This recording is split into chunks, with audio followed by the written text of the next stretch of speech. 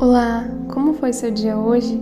Hoje eu quero compartilhar com você mais uma lição da série Cristão em Ação, que está no capítulo 17 de Atos, a partir do verso 1, que diz: Paulo e Silas passaram pelas cidades de Anfípolis e Apolônia e chegaram a Tessalônica, onde havia uma sinagoga. Conforme o seu costume, Paulo foi lá e nos 3 sábados seguintes falou sobre as Escrituras Sagradas com as pessoas que estavam ali na sinagoga. Paulo lhes explicava e provava que o Messias precisava sofrer e que depois de morrer tinha de ressuscitar. Ele dizia: esse Jesus que estou anunciando a vocês é o Messias. Paulo e Silas conseguiram convencer disso algumas daquelas pessoas, as quais se juntaram a eles. Um grande número de não-judeus convertidos ao judaísmo e muitas senhoras da alta sociedade também se juntaram ao grupo. Mas os judeus ficaram com inveja. Eles foram buscar alguns homens maus entre os malandros das ruas e formaram um grupo de desordeiros. Eles fizeram muita confusão na cidade e atacaram a casa de Jasão, procurando Paulo e Silas a fim de os levar para o meio do povo.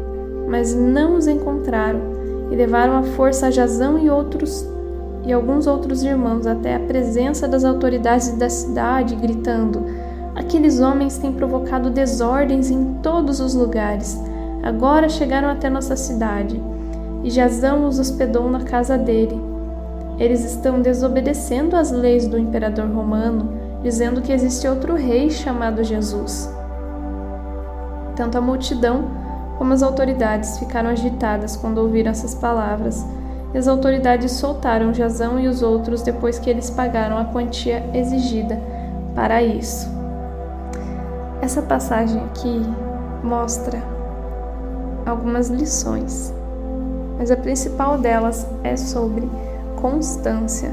Nós vemos que Paulo e Silas, eles estiveram lá nos 3 sábados seguintes, falando sobre as Escrituras Sagradas com as pessoas que estavam na sinagoga. Eles, por 3 sábados, falaram aos judeus sobre aquilo que os judeus acreditavam no Antigo Testamento. E então Paulo explicava como Jesus era o Messias prometido. E então nós vemos que eles também foram estratégicos. Aqui diz que eles conseguiram convencer disso algumas daquelas pessoas, e essas se juntaram a eles. E um grande número de não-judeus convertidos e muitas senhoras da alta sociedade também se juntaram ao grupo. E veja como é importante observar os detalhes nas histórias da Bíblia. Qual a importância de senhoras da alta sociedade se converterem a Jesus? Talvez eles poderiam olhar para aquelas mulheres e dizerem: essas peruas aí não merecem ouvir falar sobre Jesus. Essas madames aí não vão aceitar a mensagem que nós temos. Mas na verdade elas ouviram. E muito provavelmente elas compartilharam com seus maridos e com seus filhos. E se elas não conseguiram convencer aos maridos, certamente elas aprenderam algo importantíssimo para criar os seus filhos nos caminhos do Senhor. Uma mulher que se converte não é só uma mulher, é uma mãe. E uma mãe que está alinhada à vontade de Deus, ela vai criar filhos alinhados a essa vontade. Filhos cristãos, fiéis a Deus. E isso é um grande impacto na sociedade, no mundo, porque filhos que são transformados transformam o mundo. Tudo que nós carregamos na nossa vida vem da nossa educação, da família onde crescemos, e filhos de boas mães cristãos se tornam bons cristãos. Então veja que atitude estratégica eles tiveram. Tocar as mulheres, falar com as mulheres, tocar no coração delas com a palavra de Deus, para que elas pudessem se tornar também grandes influenciadoras das suas famílias. E famílias transformadas levam a uma sociedade transformada.